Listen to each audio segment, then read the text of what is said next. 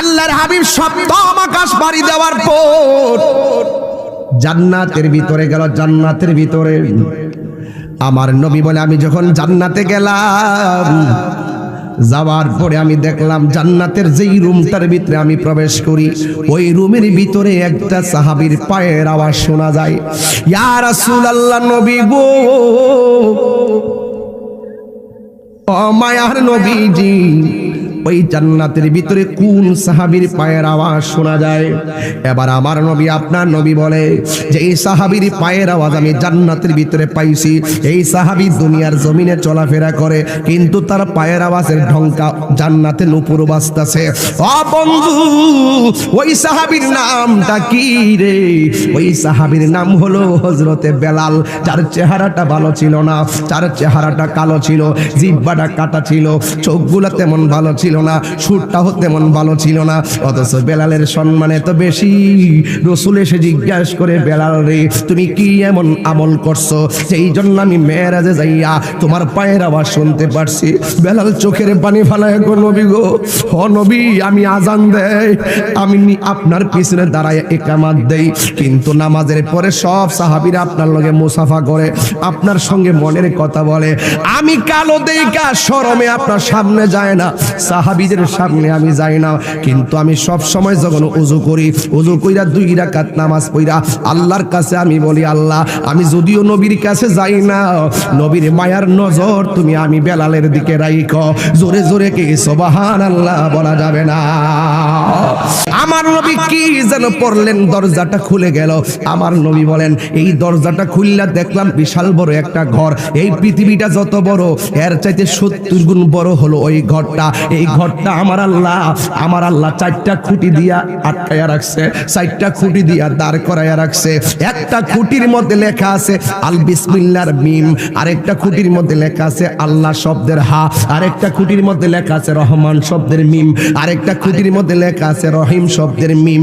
আমার নবী বলে, আমি তাকায়া দেখলাম ওই রহমান আল বিসমির মিমের মধ্যে থেকে পানির নদী বাইরিতেছে, আল্লাহ শব্দের হা থেকে দুধের নদী বাইরিতেছে, রহমান শব্দের মিম থেকে শরাবের নহর বাইরিতেছে, রহিম শব্দের মিম থেকে মধুর নহর বাইরিতেছে। আল্লাহর হাবিব আল্লাহর ডাক দিয়ে, আল্লাহ, এত সুন্দর ঘর, 4টা খুঁটির এই যে অক্ষরগুলো থেকে নহরগুলা বের হইতাছে, এই পানির গুণাগুণ কি? আল্লাহ ডাক দিয়ে বলে, বন্ধু, এই পানিগুলো এমন পানি, আপনার উম্মত যখন হাসরের ময়দানে 12 তাপের মুখের মাথার উপরে যখন সূর্যটা উঠবে, সেই দিন আপনার উম্মতে পানি পানি বলে কাঁদবো। আমি আল্লাহ এই পানিটা রাখছি, সাকাহুম রাব্বুহুম শারাবান তাহুরা। এই পানিটা আপনার উম্মতে যদি পান করতে পারে, তাইলে 1 সেকেন্ডও আর পানি তৃষ্ণা লাগবে না। আমার নবী জামা মুবারকটা লাগাইছে, খুশি না বেজার? কি সুন্দর জামা মুবারক লইয়া রওনা দিছে, এত সুন্দর করে রওনা, কিন্তু তাকায়া দেখতেছেন নবীর সামনে একটা কবর দেখা যায়, নবীর সামনে একটা রওজা দেখা যায়। আমার নবী বলেন, এই কবরের ভিতরে তাকায়া দেখি, এই কবরের ভিতরে একজন পয়গাম্বর শোয়া অবস্থা নয়, তিনি দাঁড়ায়া দাঁড়ায়া নামাজ পড়তেছে। এই কথার দ্বারা প্রমাণ হয়ে যায় আমাদের নবীরা কি কবরের ভিতরে রওজা মুবারকের ভিতরে জিন্দা না মরা? নবী দেখেন নামাজ পড়তেছে, ওই কবরটা হলো হযরতে মুসা কালিমুল্লাহর কবর। বন্ধুরে আমার, ও যুবক ভাইরা, এখন প্রশ্ন করতে চাই চান্দিরবাসীর কাছে, এই দুনিয়ার ভিতরে আদম নবী রওজা মুবারক ছিল, ইব্রাহিম নবী রওজা মুবারক ছিল, জাকারিয়া নবীর রওজা মুবারক ছিল, ইউনুস নবীর রওজা মুবারক ছিল, ইয়াহিয়া নবীর রওজা মুবারক ছিল। এতগুলো রওজা মুবারক থাকার পরেও আমার নবীর মেরাজটা হযরতে মুসা কালিমুল্লাহর রওজার উপর দিক দিয়ে কেন রুট ম্যাপটা বানাইছে? এত সুন্দর ভাবে কেন রুট ম্যাপটা বানাইলো?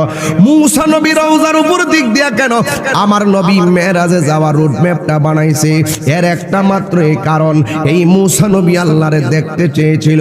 আমার আল্লাহ আল্লাহ দেখা দেয় নাই, আমার আল্লাহ দেখা দেয় নাই। আমার আল্লাহ মুসা নবীর রওজার উপর দিক দিয়া নবীর নিয়া দেখাইতাছে, ও মুসা তাকায়া দেখ কালিমুল্লাহ কারে কয় আর হাবিবুল্লাহ কারে কয়।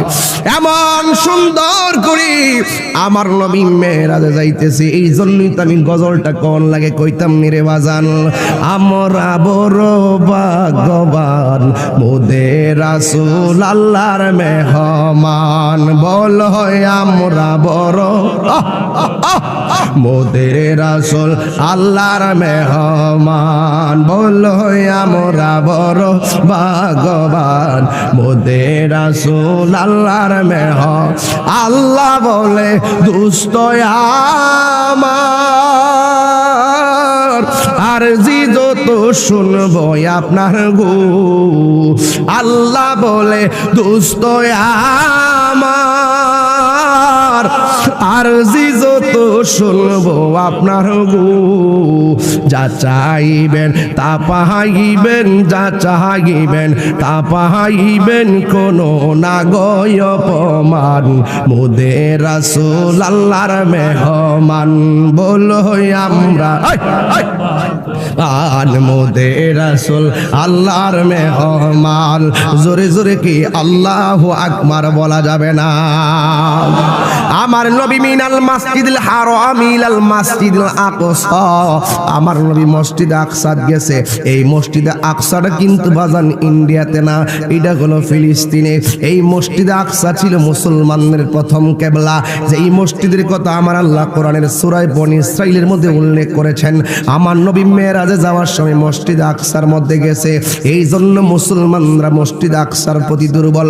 ইসরায়েলের গুন্ডা বাহিনীরা যেই মসজিদকে ভাঙার জন্য ষড়যন্ত্র শুরু করলো, কিন্তু আমার নবী আপনার নবী যেই মসজিদের মধ্যে নামাজ পড়েছেন, আমি আপনাদের কাছে বলতে চাই জবানটা খুলে কোন এই মসজিদকে রক্ষা করার দায়িত্বকে শুধুমাত্র ফিলিস্তিনের একলা নাকি সকল মুসলমানদের? সব মুসলমানদের দায়িত্ব। এই জন্য ফিলিস্তিনি মুসলমানদের বর্বর হামলা আমরা মেনে নিতে পারি নাই, মসজিদে আকসার উপরে আক্রমণ আমরা মেনে নিতে পারি নাই। আমার নবী মসজিদে আকসার মধ্যে গেল, যেই মাত্র গেল আমার নবী যাইয়া সেখানে 2 রাকাত নামাজ পড়ে। কয় রাকাত? আর যুবকরা কোথায়? জোরে বলে কয় রাকাত? জিন্দা অবস্থায়, ঘুমের অবস্থায় না সশরীরে? আর জোরে বলো। সশরীরে নবী নামাজের মেহরাবে দাঁড়াইছে। আর আমার নবীর পিছনে 1,24,000 পয়গাম্বর আমার নবীর পিছনে তারা নামাজের মুক্তাদি হয়েছে। এই জায়গার মধ্যে আমার নবী 2 রাকাত নামাজ পড়া সুজা প্রথম আকাশের মধ্যে গেল। জবানটা খুললা কোন আকাশে গেল? আরে বাবা কোন আকাশের মধ্যে গেল? প্রথম আকাশের মধ্যে গেল। এই প্রথম আকাশটার নামটা কি আমি নিয়ে আসছি, বহুদিন পরে গবেষণায় পাইয়া গেছি। প্রথম আকাশের নাম হলো রকিয়া। এই যে রকিয়া, এই রকিয়া আসমানটা বানাইছে। এই রকিয়া আসমানটা পুরা দুধের চাইতে অধিক সাদা। দ্বিতীয় আসমানটার নাম হলো ফাইদুম, এটা আমার আল্লাহ লোহা দিয়া বানাইছে। তৃতীয় আসমানের নাম হলো মালাকুত, এটা আমার আল্লাহ তামা দিয়া বানাইছে। চতুর্থ আসমানের নাম হলো জহিরা, এটা আমার আল্লাহ সাদা রূপা দিয়া বানাইছে। পঞ্চম আসমানের নাম হলো মুজাইনা, এটা আমার আল্লাহ লোহিত স্বর্ণ দিয়া বানাইছে। ষষ্ঠ আসমানের নাম হলো খালিসা, এটা আমার আল্লাহ আলোকিত মুক্তা দ্বারা বানাইছে। সপ্তম আসমানটার নাম হলো লাবিয়া, এটা আমার আল্লাহ ইয়াকুত পাথর দিয়া বানাইছে। আমার নবী সপ্তম আকাশটা পাড়ি দিয়া এমন একটা জায়গায় গেছে যে এই জায়গাটা সপ্তম আকাশে অবস্থিত। ওই জায়গার মধ্যে একটা মসজিদ আছে, ওই মসজিদের নাম হলো বাইতুল মামুর। আল্লাহু আকবার। কেন? আল্লাযী খালাকা সাবআ সামাওয়াতিন তিবাকা, আমার আল্লাহ রাব্বুল আলামিন আসমানটাকে 7টা স্তরে বানাইছে। একটা আসমান থেকে আরেকটা আসমানে যাইতে 500 বছরের রাস্তা। যেই আসমানটা কোনটা বলে আল্লাহ লোহা দিয়া বানাইছে। কত বড় ওজন রে বাজান, কত বড় ওজন! কিয়ামতের আগে নাকি সব ভাঙ্গে আমরার মাথার উপরে পড়ব। এ বন্ধু, কুল্লু মান আলাইহা ফান,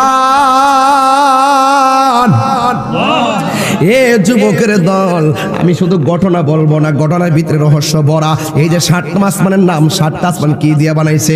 মনে হয় জিন্দিগিতে এই প্রথম আপনাদের কানে আওয়াজটা, পোলাপানদের কানে আওয়াজটা আসছে।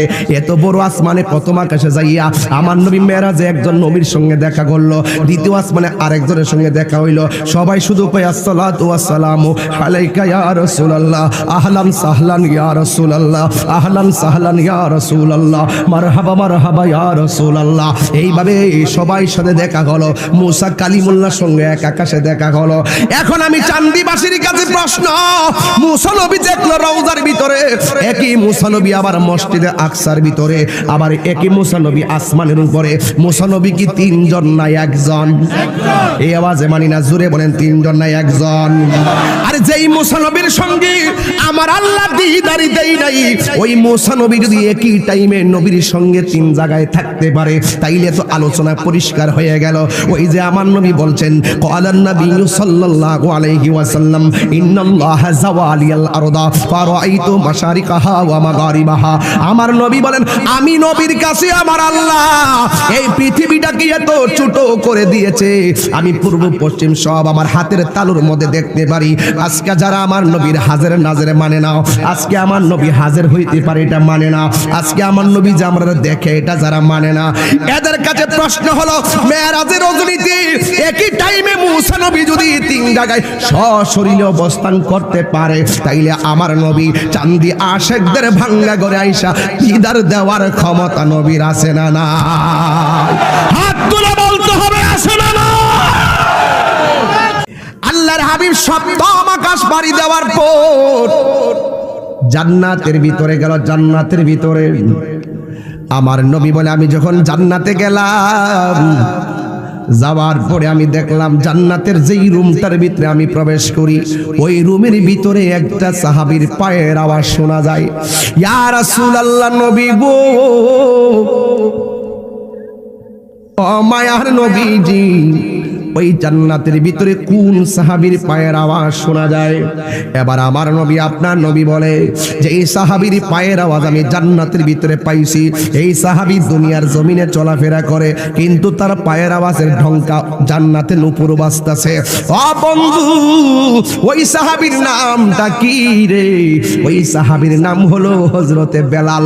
যার চেহারাটা ভালো ছিল না, যার চেহারাটা কালো ছিল, জিহ্বাটা কাটা ছিল, চোখগুলো তেমন ভালো ছিল না, সুরটাও তেমন ভালো ছিল না, অথচ বেলালের সম্মান এত বেশি। রাসূল এসে জিজ্ঞাসা করে, বেলাল রে, তুমি কি এমন আমল করছো সেই জন্য আমি মেরাজে যাইয়া তোমার পায়ের আওয়াজ শুনতে পারছি? বেলাল চোখের পানি ফালায়, গো নবী গো, ও নবী, আমি আজান দেই, আমি আপনার পিছনে দাঁড়ায় ইকামত দেই, কিন্তু নামাজের পরে সব সাহাবীরা আপনার লগে মুসাফা করে, আপনার সঙ্গে মনের কথা বলে। আমি কালো দেইকা শরমে আপনার সামনে যায় না, সাহাবীদের সামনে আমি যাই না, কিন্তু আমি সব সময় যখন ওযু করি, ওযু কইরা 2 রাকাত নামাজ পড়া আল্লাহর কাছে আমি বলি, আল্লাহ, আমি যদিও নবীর কাছে যাই না, নবীর মায়ার নজর তুমি আমি বেলালের দিকে রাখো। জোরে জোরে কি সুবহানাল্লাহ বলা যাবে না?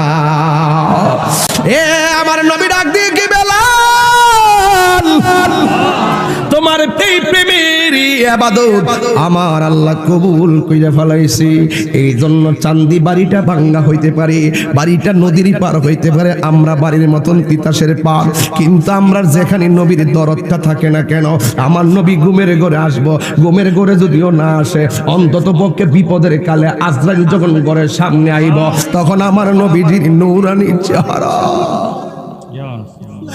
আর আমাদের কিছু চাওয়ার দরকার নাই, নবী গো, কিচ্ছু চাই না, শুধু আপনারে চাই। আপনার দেখলে নাকি জাহান্নামের আগুন হারাম হয়ে যায়। ও নবী, আমার নবী জান্নাতটা দেখলেন, দেখার পরে একটা ঘর দেখলেন, ঘর, ওই ঘরের ভিতরে দরজাটার মধ্যে তালা লাগানো। আমার নবী ডাক দিয়ে কয়, জিব্রাইল, এই ঘরটা দি তালা, ঘরটার ভিতরে দেখতে মন চাইতেছে। আমার জিব্রাইল আলাইহিস সালাম কয়, নবী গো, এই ঘরের দরজার মধ্যে তালা।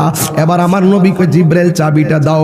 জিব্রাইল আলাইহিস সালাম কয়, আল্লাহ, আমি, ও নবী গো, আমি আল্লাহরে অনেকবার বলছি এই ঘরটা খুললা দেখার জন্য, আমি আল্লাহরে বারবার বলছি একটু চাবিটা দেন না। আল্লাহ আমার বারবার বলছে জিব্রাইল এই চাবি হইল আমার বন্ধু নবীর কাছে। এই দিকটা নবী বলে জিব্রাইল চাবিটা দাও, আল্লাহ কয় জিব্রাইল চাবি নবীর কাছে। এর দ্বারা প্রমাণ হয়ে গেল আল্লাহ ওই পৃথিবীর মানুষকে জানায়া দিল জিব্রাইল যেখানে শেষ আমি নবী সেখানে শুরু। কথা কোন ঠিক না বেঠি?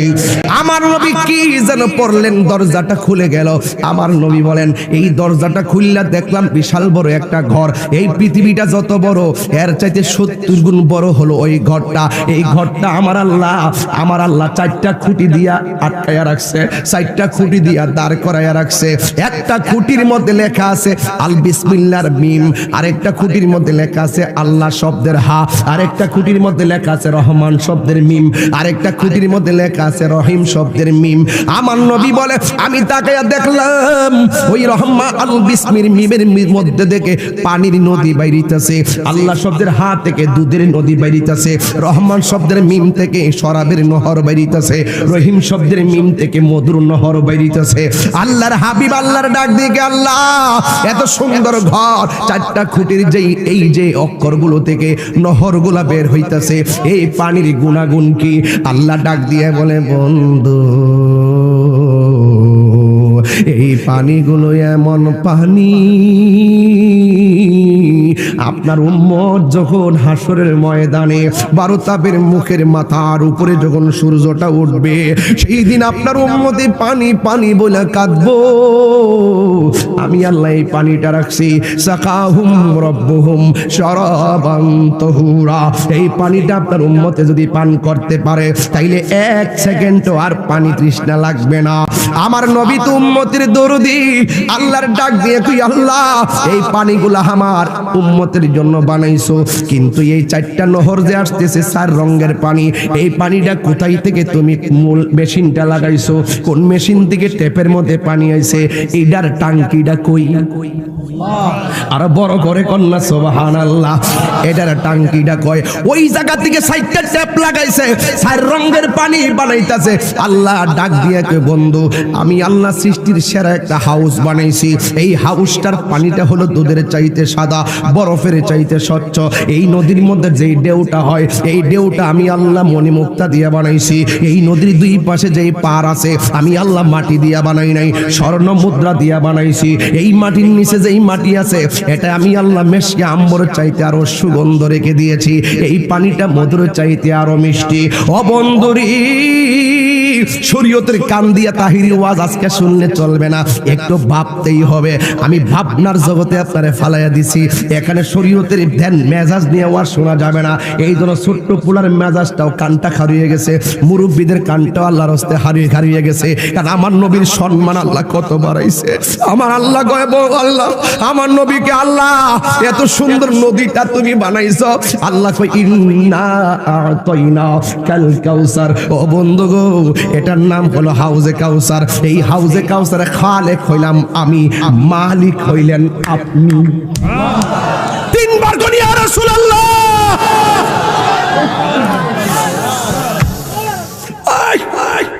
এত সুন্দর পানি পানি নবী আমার জিজ্ঞাসা করে আল্লাহ আমার উম্মতের জন্য 4 টেপ দিয়া 4 রঙের পানি যদি পান করতে হয় কোনো গুণ লাগবনি, কোনো কাম লাগবনি। নবী মেরাজ থেকে একটা সুন্দর করে কোটেশন লিখে নিয়ে আইছে। আল্লাহ কইছে বন্ধু গো আপনার উম্মতের শুধু যাইয়া বলবেন এই হাউজে কাউসার থেকে আমি আলাদা একটা ট্যাপ বাইর করছি, আলাদা লাইন বাইর করছি। আপনার উম্মতের মধ্যে যারা প্রতিটা নেক কাজের আগে বিসমিল্লাহ পড়বে আমি আল্লাহ রাব্বুল আলামিন এই পানিটার ব্যবস্থা করে রেখে দিয়েছি।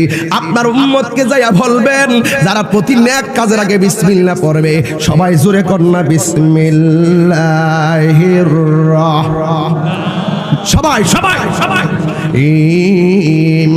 বিসমিল্লাহির রাহমানির রহিম। আল্লাহ বলে বন্ধু আপনার উম্মতের মধ্যে যারা প্রতিদিন এক কাজের আগে বিসমিল্লাহ পড়বে, আমি আল্লাহ এই পানিটা রেখে দিয়েছি। বাস মেরাজের একটা শিক্ষা, প্রতি কাজের আগে বিসমিল্লাহ, এক কাজের আগে বিসমিল্লাহ পড়া লাগবে। তাইলে আমাদের ফ্যাসিলিটি আছে না নাই? এরপরে আমার নবীকে জিব্রাইল নিয়ে গেলেন সিদরাতুল মুনতাহা, মানে হলো শেষ ঠিকানা, বড়ই গাছটার গোড়ায়। জোরে কন্যা সুবহানাল্লাহ। ইন্ডিয়ার বর্ডারটা যেমন সামনে যাওয়া যাবে না, জিব্রাইল কই নবী গো আমি আর সামনে যাইতে পারতাম না, সামনে গেলে আমার 600 ডানা জ্বলনা পুরা সারকার হয়ে যাবে। অথচ এই জিব্রাইল রাত্রে আয়েশা নবীরে বলছে, নবী গো আল্লাহ আমারে পাঠাইছে আপনাকে মহান রবের দিদারে নেওয়ার জন্য, মাঝখানে যে থামাই দিব এটা কিন্তু জিব্রাইলে বলে নাই। জিব্রাইল কিন্তু এটাও বলে নাই আপনার অর্ধেক রাস্তা নিয়ে যাবো, বাকিটা আপনার একলা যাইতে হইব। কিন্তু না বইলা মাঝখানে যায় বলে, নবী আমার পক্ষে আর যাওয়া সম্ভব না, আমার 600 ডানা, আমি যদি সামনে যাব আমার 600 ডানা জলে পড়ে চারকার হয়ে যাবে। একটা ডানা কত বড় জানেননি? জিব্রাইল সাল্লামের একটা ডানা যদি বিছায়া দেয় সারাটা পৃথিবী বিছানা হয়ে যাবে। এমন 600 ডানা যে জিব্রাইলের মাথার মধ্যে 7 সমুদ্র 13 নদীর পানি ঢাইলা দিলে 1 ফোঁটা পানিও পায়ের তলায় পড়বে না। এত বড় জিব্রাইল, জিব্রাইলে হুকুম পায়া মক্কায় আসে দাওয়াতে লয়া, জিব্রাইলে মক্কায় আসে দাওয়াতে লয়া, ডাকি দিতে না সাহস পাইয়া জিব্বা কদম তলায়, সেই খুশিতে পড়ো সবাই দুরুদ সাল্লাল্লাহু আলা, সেই খুশিতে পড়ো সবাই দুরুদ সাল্লাল্লাহু। নূর নবী যাই দিদারে মিলেন খোদা তাআলা, নূর নবী মিলেন খোদা তাআলা, সেই খুশিতে পড়ো সবাই দুরুদ সাল্লাল্লাহু আলা, সেই খুশিতে দুরুদ সাল্লাল্লাহু আলা। ঠিক আছে, তুমি যদি যাইতে না পারো আমি যাইতাছি, আল্লাহর কাছ থেকে তোমার জন্য কি আনতে হবে। তার মানে বোঝা গেল জিব্রাইল লেগে যেখানে গেট বন্ধ, রাসূল সেখানে ওপেন। আমার দেশের কিছু মাওলানারা এই পর্যন্ত আলোচনা করে, এই পর্যন্ত আলোচনা কইরা কয় নামাজ নবী এখানে যাইয়া মেরাজ থেকে 5 ওয়াক্ত নামাজ নিয়ে আইছে, আপনারা 5 ওয়াক্ত নামাজ পড়লেন, 50 ওয়াক্ত দিয়েছে, 47 ওয়াক্ত কমাইছে আর 5 ওয়াক্ত লইছে। এর বাইরে আর জানা যে কি লাগা এটা সুন্নিরা কয়া দে দিক কি সমস্যা। এর বেশি ওয়াজ করতে গেলে যে কোনো মৌলবী যদি ওয়াজ করে আমার নবীরে নূর না মাইন্না ওয়াজটা করতে পারবে না। কথা কোন ঠিক কিনা?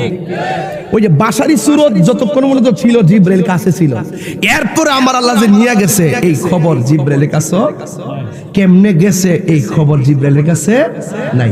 এই জন্য রাসূল বলছেন, ইয়া জিব্রাইল হাল্লাকা মিন হাজাতিন ইলা রাব্বিকা, হে জিব্রাইল ঠিক আছে তুমি যদি যেতে না পারো, আমি রবের সঙ্গে দিদারের জন্য যাচ্ছি, অনেক কথাই তো হবে, তুমি আমাকে বলো তোমার জন্য কি আনতে হবে। সুবহানাল্লাহ। আচ্ছা আপনারা যদি রাসূল বলতেন তুমি কি চাও, আপনি বলতেন যে আমি বেহেশতে জান্নাতুল ফেরদাউসটা চাই, এটার ভিতরে যেন আপনিও থাকেন, যেখানে যেই জান্নাতে আপনি থাকবেন ওই জান্নাতে আমি আমার বাপ দাদা 14 গোষ্ঠীলে থাকতাম। সেইটা তো কইলাম হইলে নাকি আর কিছু কইলেন না, যে এমপি মন্ত্রী হইছে সেইটা কইলেন নিলে, এই কথাটা কইলেন নিলে।